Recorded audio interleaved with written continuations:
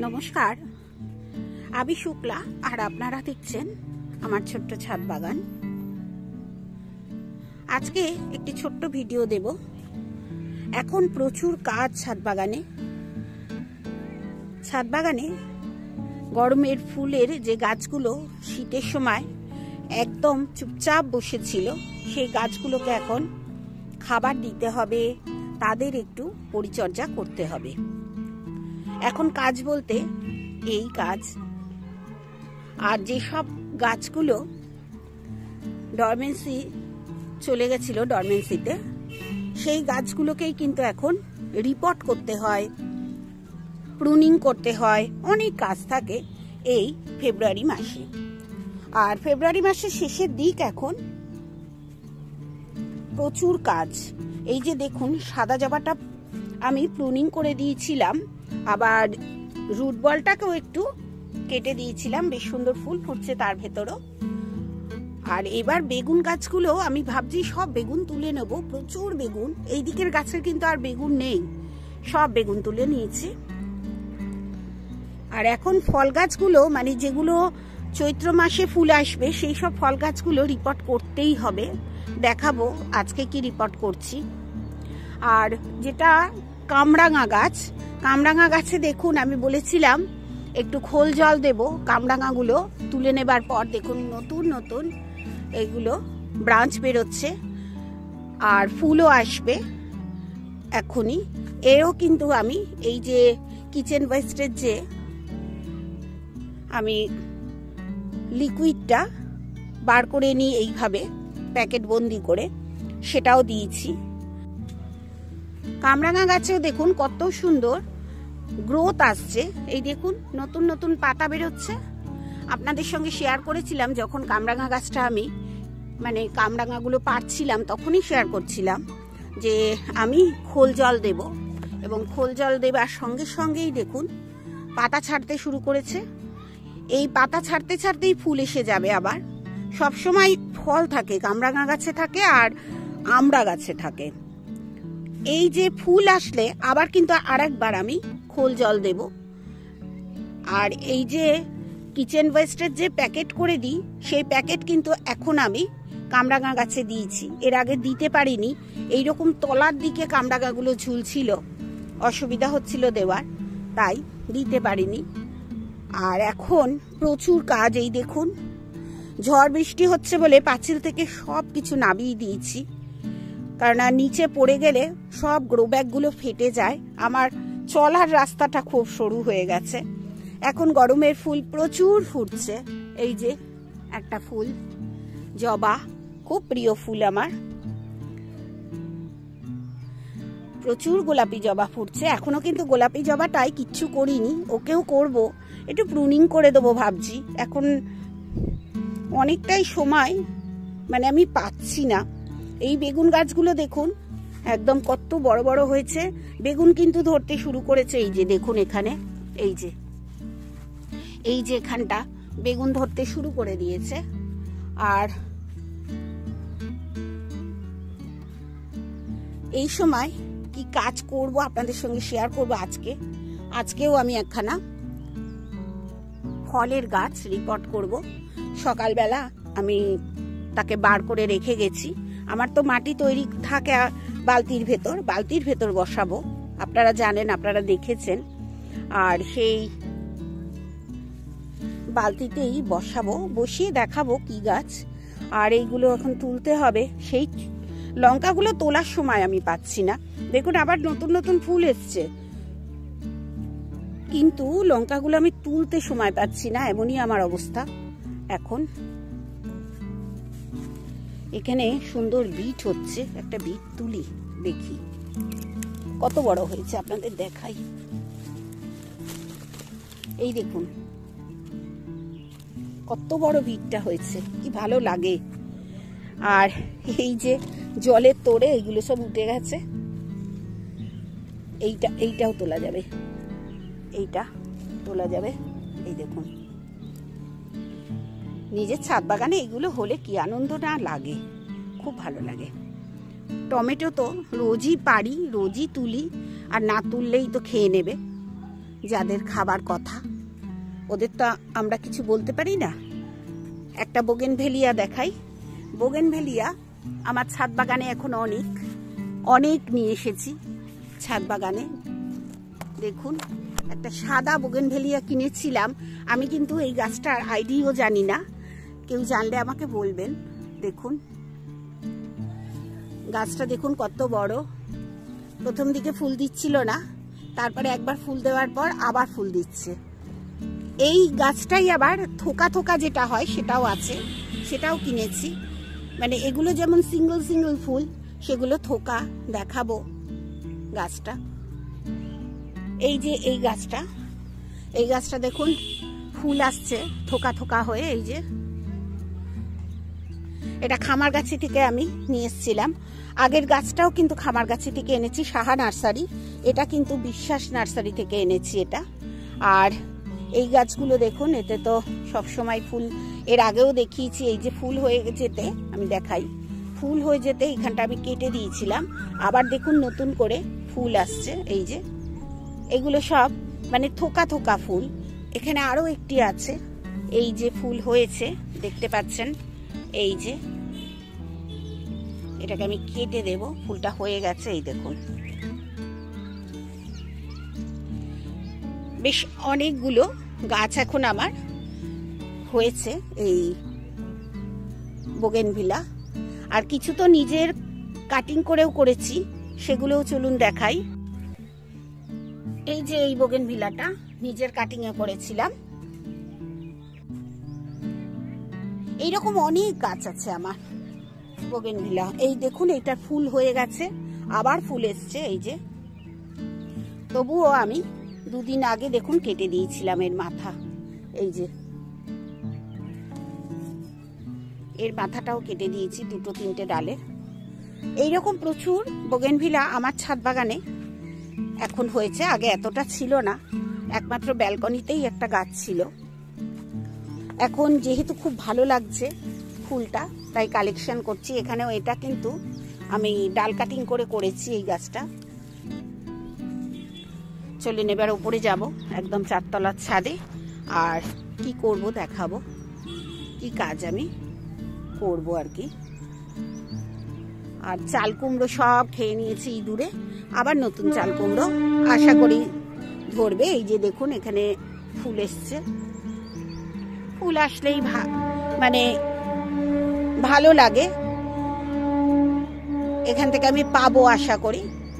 আর যেখানে সেখানে আমার টমেটো গাছ হয়েছে, টমেটো গাছে আবার টমেটোও ধরতে শুরু করে দিয়েছে, প্রচুর টমেটো গাছ হয়ে গেছে। চলুন এবার ওপরে যাই, এই সিঁড়ি দিয়ে ওপরে যাব। সবকিছু নিয়ে চলে এসেছি একদম ওপরের ছাদে। এই বেল গাছটাকে বসাবো। প্রত্যেক বছর বেল গাছে ফুল আসে, দারুণভাবে রুট বাউন্ড করেছে। এই রুট বাউন্ডটাকে আমাকে ছাড়াতে হবে। আমি সকালবেলা এসেছিলাম কাজটা করতে, কিন্তু এত রোদ্দুর আমি পারিনি, চলে গেছিলাম ঘরে। কিন্তু এখন তো আমাকে করতেই হবে, যেহেতু আমি এটাকে একটু শুকিয়ে ফেলেছি। দেখুন কিরকম অবস্থা হয়েছে 2 বছরে। এবার 15 লিটার একটা বালতিতে দেবো একে। রুটগুলো কি অবস্থা হয়েছে। এই নিচটা যেমন কাটলাম, এমনি ওপরটা একটু ছেটে দেবো, খুব একটা ছাড়বো না আমি। এখন কিন্তু 2-1 মাস বাদেই কিন্তু ফুল আসবে। এই দেখুন কি অবস্থা, এই দিকটা একটু কাটবো। দেখুন কি অবস্থা, এর ভেতরে আর মাটি কোথায় থাকবে, আর এই গাছ কোথায় আমায় ফল দেবে। এই দেখুন পুরোটাই মাথার খোপার মতো হয়ে গেছে। শুধু একটুখানি আমি এগুলো ছেটে দেবো, খুব একটা ছাড়বো না। রুট বল একদম কমাবো না। আমি 15 ইঞ্চির বালতি এনেছি, সেই বালতিতে বসাবো। মাটি তো আপনারা দেখেছেন তৈরি করে করে রেখেছি।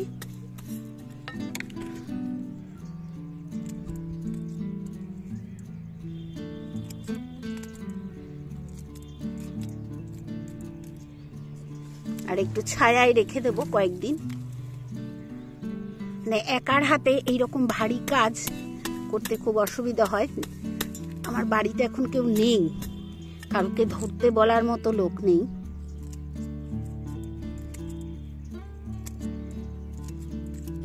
একটু চারপাশের রুটগুলোকে এরকম ভাবে ছেঁটে দেবো। শুধু আমি আপনাদের সঙ্গে এগুলো শেয়ার করি যাতে আপনাদের সুবিধা হয়।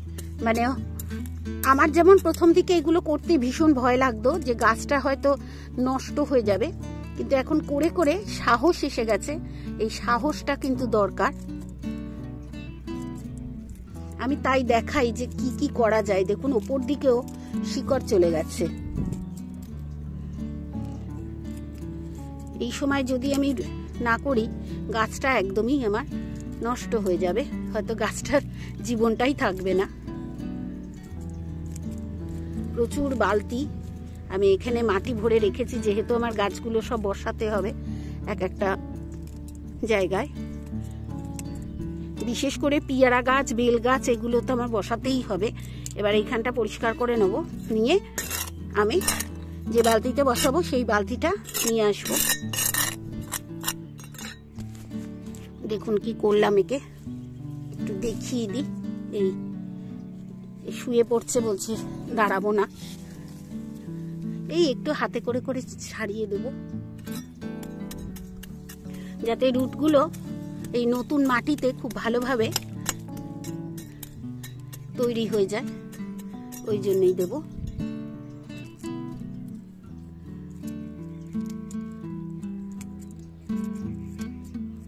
এই বসন্তকালেই এই কাজগুলো করতে হয়, আর করলে আর নইলে বর্ষার সময়, বর্ষার প্রথম দিকেও আমি করি, কিন্তু এতে যেহেতু এখন ফুল আসার সময় ওই জন্যই আমি এখন করে নিচ্ছি। এখানে দেখুন অনেকগুলো বালতি আছে, এই একটা বালতি, ওই একটা বালতি, যে কোনো বালতিতে আমি বসাবো। আবার এই বালতিটাও আছে, আজকে সব ঘাসটা তুলে এর উপর রেখে গেছি। এই বালতিটাও আছে, এই বালতিটাতেও বসানো যেতে পারে। এই যে যখন দরকার পড়ে আবার মাটি নিয়ে নিই বলে এইরকম অবস্থা এখানটা। এই বালতিতেই বসাবো, এই বালতিতেই ওই বেল গাছটাকে বসাবো। এর থেকে একটু মাটি আমি কমিয়ে নেব, কমিয়ে নিয়ে তারপর বসাবো। মাটি আমি কমিয়ে নিয়েছি, এখান থেকে অনেকটা কমিয়ে নিয়েছি।